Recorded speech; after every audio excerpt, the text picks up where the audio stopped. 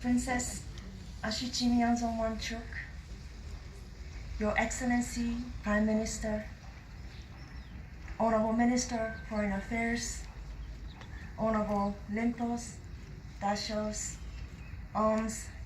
partners from the Royal Government, civil society organizations, development agencies, and members of the UN family, ladies and gentlemen. Very good morning to all of you, and happy International Women's Day. I arrived in your beautiful country last week, only last week, as the new resident representative of UNDP. In my previous roles as an advocate for gender equality, I have always cherished and enjoyed opportunities to mark the International Women's Day. Therefore, it is my true pleasure and honor to deliver my remarks on this very special day as my first public engagement in the Kingdom of Bhutan. Thank you so much. And I'd like to personally thank Honorable Minister for Health for sharing such a powerful story based on her personal experiences. Women should be telling more stories like that. Thank you, Kadintela. As mentioned by the previous speakers, across the world today, the International Women's Day is observed to celebrate women and men who support women, and to acknowledge the accomplishments made today towards gender equality.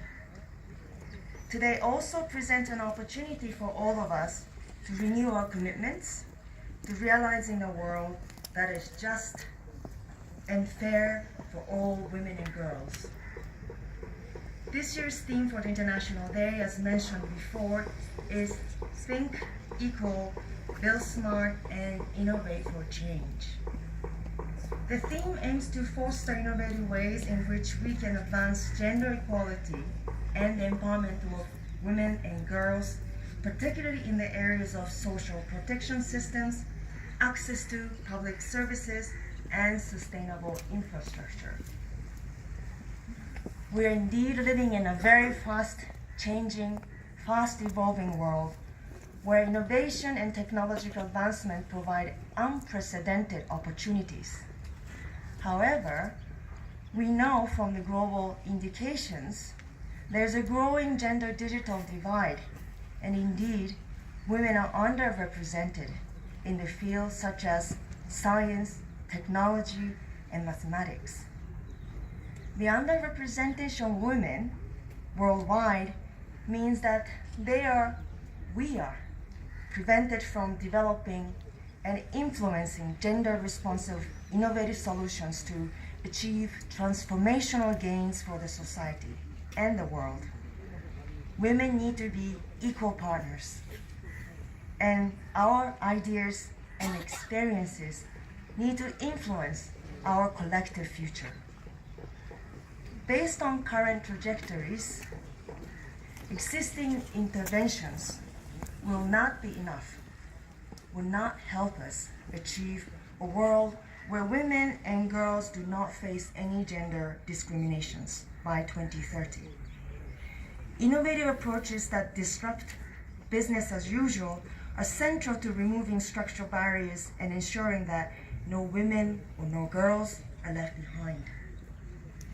International Women's Day 2019 will therefore, as mentioned earlier, look to industry leaders, game-changing partners, startups, social entrepreneurs, gender equality activists, and women innovators like all of you in this room in this occasion to examine the ways in which innovation can remove barriers and accelerate progress for gender equality. Encourage investment in gender-responsible social systems and build services and infrastructure that meet the needs of women and girls. We are gathered here also today to launch the first comprehensive national survey report on violence against women and girls, as mentioned, initiated by the National Commission for Women and Children and the United Nations Development Program. This study was made possible with very generous financial contributions from the government of Austria, as well as with valuable technical inputs from the wider UN agencies such as UNFPA and UNICEF. I'd like to take this moment to particularly thank Dr. Harriet Jensen from UNFPA Bangkok office for her valuable technical advice. The study revealed that here in Bhutan, 2 of every 3 women agree that there is gender equality in the country, as already mentioned by the previous speaker.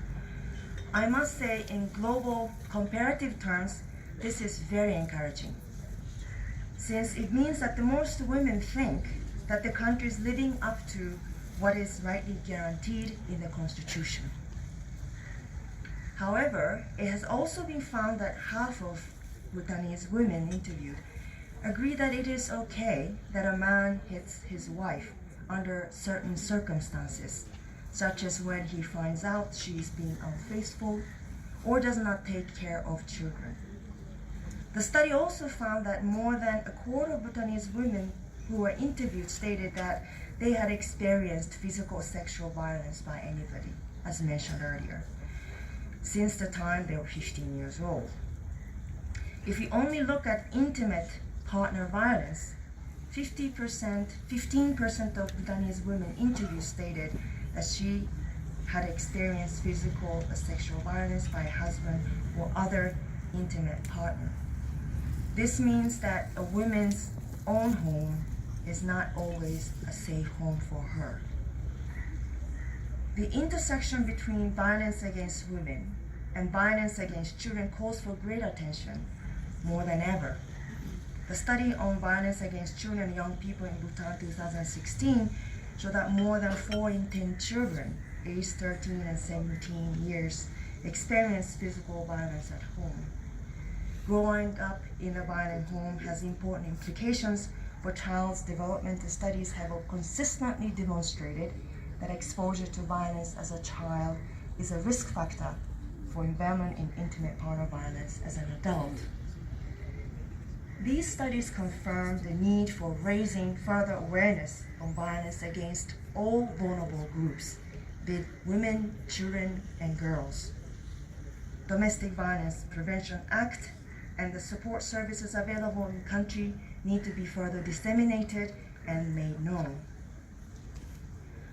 On this very special day of International Women's Day, UNDP reaffirms its commitment to gender equality, which is at the heart of our development agenda.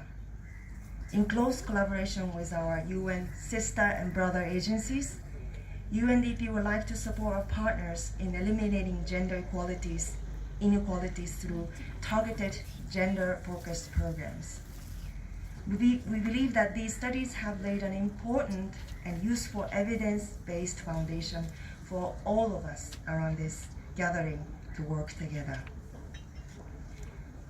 Globally, when women are economically and politically empowered, incidents of violence against women are likely to decline.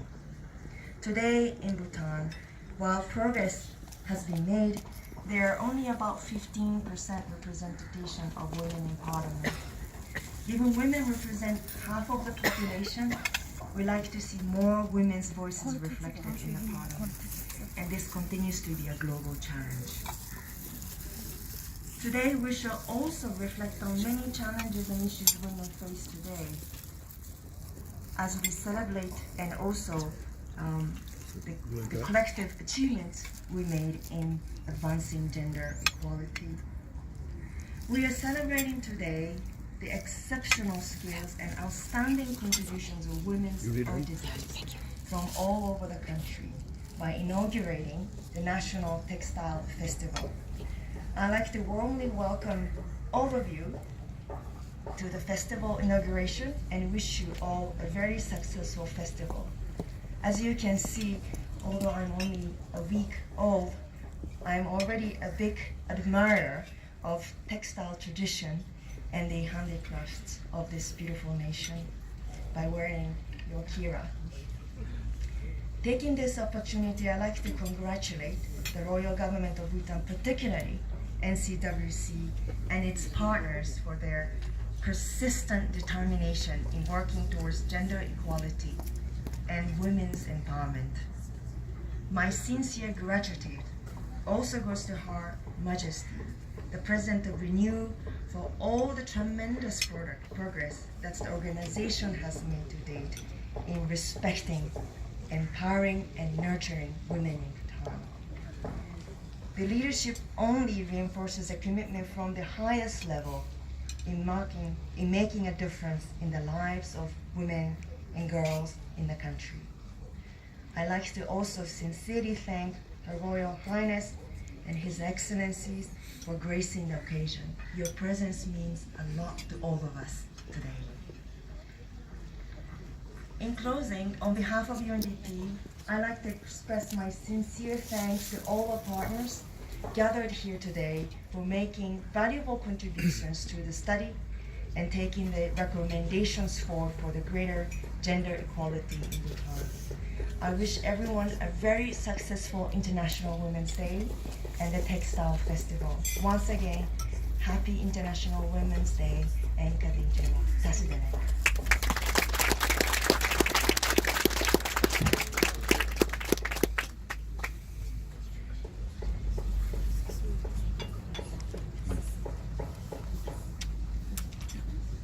Thank you, Your Excellency, for the very remarkable address. On behalf of all the collaborative partner organizations, I would like to take this honor to put on record our most sincere gratitude and appreciation for the support we have received all these years from the UN offices, and we look forward to your continued support.